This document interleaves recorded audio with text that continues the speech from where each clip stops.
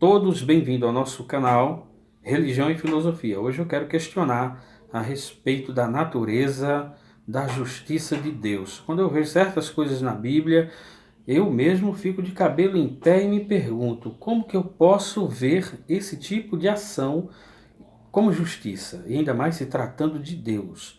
Como, por exemplo, eu nunca li com paz, senão com muita atenção, o livro de 2 Samuel, no capítulo 6, versículo 6 a seguir, quando Deus mata Uzá, né?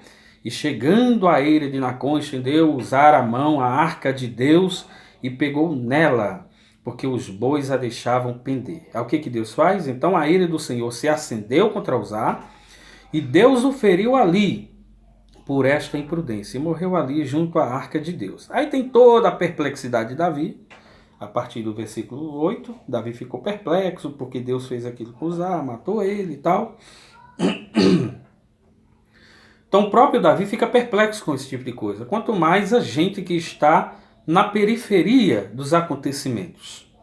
Davi faz parte da construção do texto bíblico. Ele está vivenciando episódios bíblicos. Nós somos apenas leitores, contempladores e, com muita ousadia, intérpretes das Escrituras, não é? Então nós temos aqui essa passagem que nos deixa meio perplexo. A mim não me deixa meio perplexo, eu fico absolutamente perplexo. É de perplexidade mesmo. Ver que Deus matou esse rapaz, Uzá, por ele ter feito uma ação aparentemente boa. Por que boa?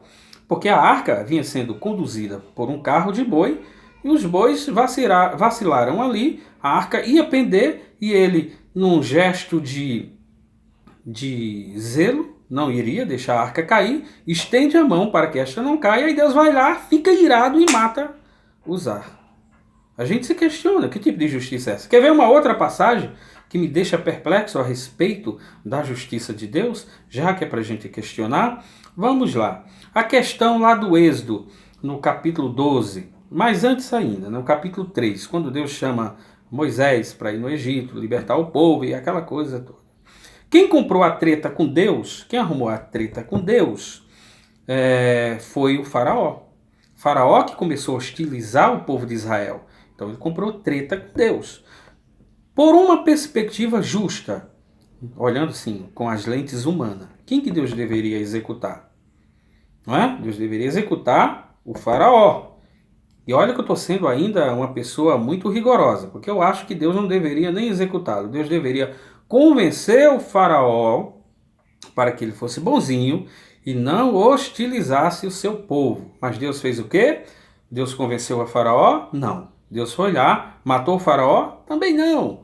Deus matou os primogênitos no Egito. Está no capítulo 12 de Êxodo, né? Shemot, capítulo 12. Então o que esses primogênitos tinham a ver com a treta que o faraó comprou com Deus? É de se perguntar. Mais tarde, Deus vai inspirar Moisés a escrever a Torá, e este vai dizer que o filho não pagará pelo erro do pai, nem o pai pelo erro do filho. Mas nós estamos vendo aqui uma ocorrência onde o faraó é aparentemente poupado, pelo menos a sua vida é poupada, mas os filhos pagam. Os primogênitos, inclusive o dele, morreu. Quer ver um outro dessa mesma situação, essa mesma linha?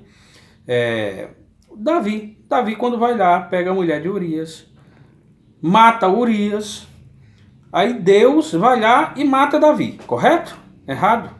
Deus vai lá e mata a criança. Deus não matou a mulher que estava se lavando na piscina, que de certo modo despertou a curiosidade de Davi e puxou aquele lado, né, da luxúria, porque a mulher era linda e era sensual e estava ali naquela coisa toda, e Davi olhou, Deus foi lá e matou a mulher. Não, Deus não matou a mulher pela sensualidade. Deus não matou Davi por ter cedido aquele texto maravilhoso visual da sensualidade de Betseba. Deus não matou nenhum desses.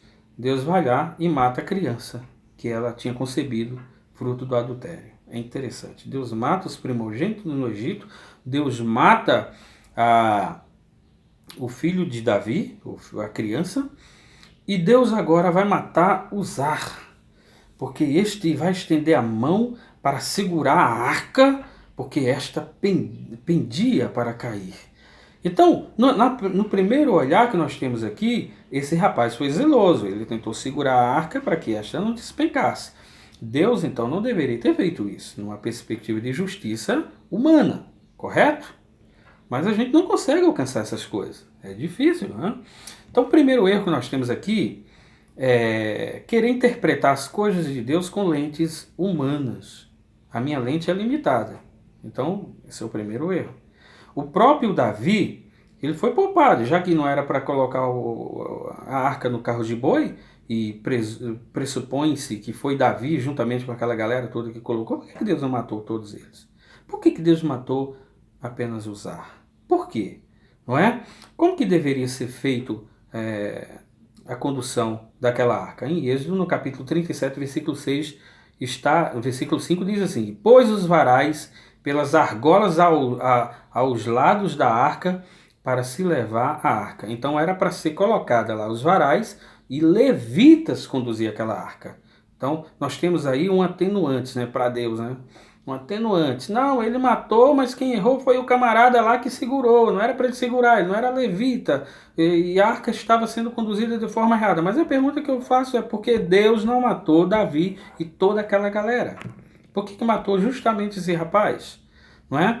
Como que a gente vai entender esse tipo de justiça de Deus? Por que Deus não matou o faraó, matou todos os primogênitos? E aí vai, gente. E aí vai. A gente começa a pensar uma série de coisas. E aí, dê sua opinião. O que você acha desse tipo de justiça? O que você acha quando Deus poupa a vida de Hitler, por exemplo? Que Hitler, Deus não conseguiu alcançar Hitler. Mas todo o povo de Israel que esteve ali, mais de 6 milhões de judeus, só judeus, foram mortos de forma cruel. Né? Por que Deus não faz nada com esse? Por que tem textos na Bíblia que diz que Deus faz muito com com outras pessoas, como o caso de Ananias e Safira, que por terem mentido, Deus matou os dois ali. Por que com uns acontece, outros não acontece? Você acha isso justo? Você que já foi alvo de alguma injustiça, você já orou a Deus, pedindo para que alguma coisa acontecesse, para que Deus fosse lá e executasse a sua vontade, e não aconteceu. E aí, o que você acha sobre essas ocorrências? Dê a sua opinião. Escreva aí. Interaja comigo. Olha, Jeremias, você não entendeu nada, eu estou apenas questionando. Estou apenas questionando a justiça de Deus com essas ocorrências aqui. E também falei algumas aqui do nosso dia a dia fora da Bíblia. Né? Dê sua opinião. Deus é justo? A justiça dele está correta? Ele faltou tomar o remedinho dele? Como que é isso? Daqui a pouco eu quero ver o que vocês vão falar, tá? Um abraço a todos e comentem. O tema desse vídeo é a justiça de Deus.